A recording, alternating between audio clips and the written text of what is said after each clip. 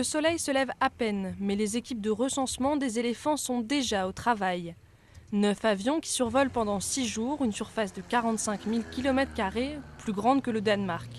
Les pilotes piquent vers le sol pour permettre aux gardes forestiers de recenser les troupeaux.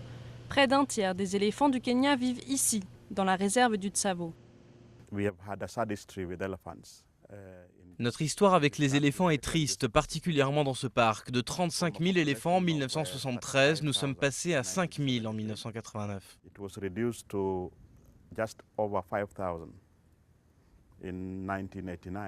Aujourd'hui, ils sont près de 12 500 selon le dernier recensement. Leur nombre a augmenté de 876 en 3 ans. La sécheresse de 2009 a été si sévère ici qu'elle a affecté leur système de reproduction.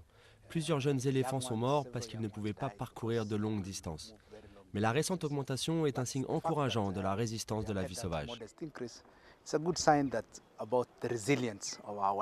Les conditions climatiques ne sont pas la seule menace pour les éléphants. Leur autre ennemi, le braconnage. Cet éléphant mâle a été tué il y a quelques jours, comme beaucoup d'autres. Théoriquement, la vente d'ivoire est interdite, mais une dérogation consentie en 2008 de façon temporaire a relancé le marché noir.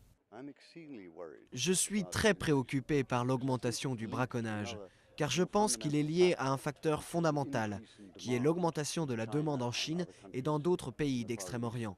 Ce sont des pays où il y a les moyens financiers de s'acheter de l'ivoire. Danger supplémentaire pour les animaux, la population humaine grandit de 1 million par an. Les hommes ont de plus en plus besoin des terres occupées par les éléphants pour se nourrir.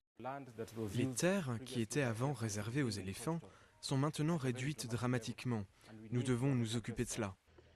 Autant de problèmes dont la Convention de protection des animaux devra se saisir très vite si les défenseurs des éléphants ne veulent pas voir tous les efforts déployés ces dernières années réduits à néant.